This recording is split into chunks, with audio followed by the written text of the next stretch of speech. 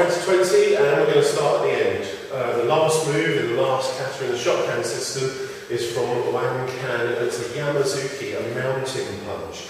Called mountain punch because your arms and your head kind of make the shape of the kanji for mountain, not because you're punching mountains.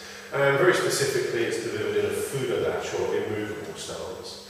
So what we are is in close-up conditions where something could actually happen that might hurt me, and we're going to use it today like this, with a big right hook coming in.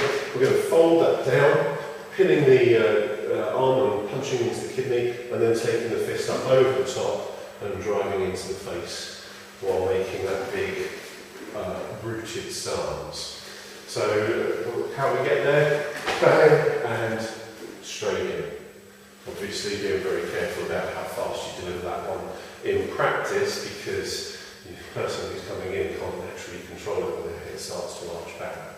So it's an easy application, it's one that uses all the parts of the movement, and it's from the kata Bunkai, meaning King's Crown, but also very, very similar to the move seen in Basai Dai, which people will be very aware of.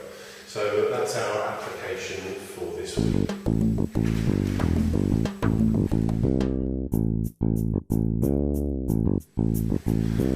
There are a number of things about this that come into play. So the first one is that we're working at a kind of range where things actually happen. And so many pieces of application don't do that. We're working with the kind of attack that does actually happen. In fact, it's the most common attack in the world. And although we're dealing with a fist, because, you know, martial arts and training, that could very easily be an open hand slap, it could be a hand coming in to grab, it could be a weapon. And as such, we definitely want to make sure that we are inside past the natural arc of movement. So if I stand still and that comes to me, number one is that he might smash into me and drive me over. Number two is that if there is a bottle or a glass or a knife or a stick in that hand, I might not have stopped the weapon from making contact. So we have to travel.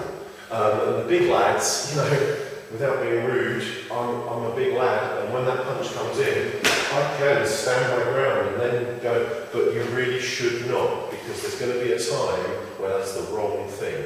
So as my teacher would say, we're either 100% in or 100% out. You're either running or we're involved. And if we're involved, then I need to go in, I need to go forwards.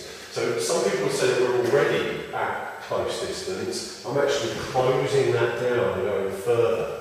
And it really helps if you stop the arm before it gets to that magical 45 degrees. So I want to stop it while it's kind of level with his side.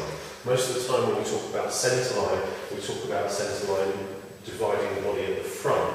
I like to think about the centre line down the side too. And if I can cut the weapon off while it's traversing that arc, while it's just at that point, then I've got a much better chance than I have if he's built up momentum and he's crossed that side centre line, then he's going to have the advantage in so many ways. So this requires a little bit of awareness. I've got to know that I'm going in, because if I am caught, if I'm shot, then I'm on the back foot, and then he's got the advantage, and it could all go very, very badly wrong. So we take it that this kind of situation starts with some kind of verbal discussion, some kind of interview process. He might have shoved, he might have pushed, and when it comes to the point of violence, I need the initiative. And that's one of the hardest things for people to get their head around, is that I am not waiting for him to attack. I'm waiting for him to have the intention of attacking. I'm not going to start him until he's got the intention of attacking. But when he's got the intention of attacking, I'm going to cut that thing off dead. So when it comes in, this isn't allowed to come past, and the cut off is not solid and stopping. It's mobile, which means that I alter the line of his shoulders, and then what looks like a low punch or an uppercut punch actually turns into a hammer fist strike up into the kidneys there. And the head isn't supported anymore by the hips, it's past the line of the hips. So that makes what I do next very dangerous, because I showed just driving the fist in here in the short clip. That would be one version. But what I prefer to do is to catch the stomach 4 point for turning the head, and then you see that twist on there means that the head goes spinning round. It's not supported by the shoulders and the hips, which makes what we've done to the neck very, very dangerous. You know, if we're upright and I turn around his face, he's still well supported structurally. He's capable of regaining the impetus and coming back from it. But if you do it when someone is bent over, which this ensures, and then this comes in, then we find that we've made their situation a lot worse. There's nothing wrong with a punch in the mouth. That could be a fine application. And the key about turning the face this way is obviously to do with cross-body extensor reflex, meaning I don't want that hand coming in. I don't want to give him a chance to throw two. Except that on occasion I might deliberately take this side of the jaw. And if I do, I'm not so worried about hitting it with my fist as I am using the whole of the forearm. And the reason I might do that is if I'm going to gather him up.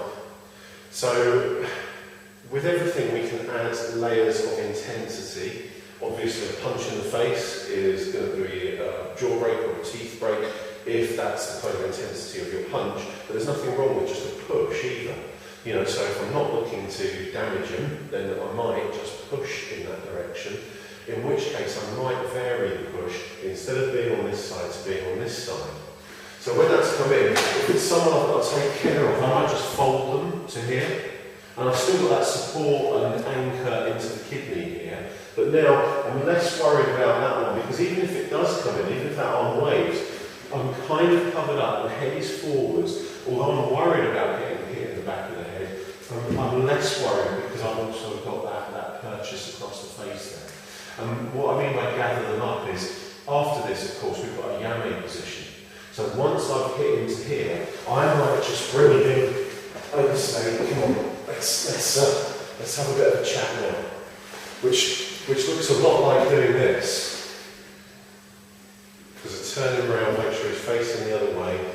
And you know that if I'm going to turn him one way, turning him one way might be a safe thing to do. It doesn't really look a lot like the yamazuki there. So that might be a miniaturized version of the yamazuki. But if I turn the face one way, what's his natural reaction? He wants to push back. So as he pushes back, we'll go thank you, and then we'll go to restraint and control, time to have a chat. So a few little things there to think about, but essentially, the risk is that the first week of the new year, I'm going to go back to doing Gidamporai, because, you know, we go back to basics, we go back to looking at things right from the start, and that would be, you know, what I would normally do, what I've done for the past few years. So I thought this year we'd start at the end, and we'll look at the last move in the last kata, which is yamazuki in Wang Kan for the shot kata system. So there you go, application for this week, a little bit of information, and a place to start for our exploration of kata applications this year.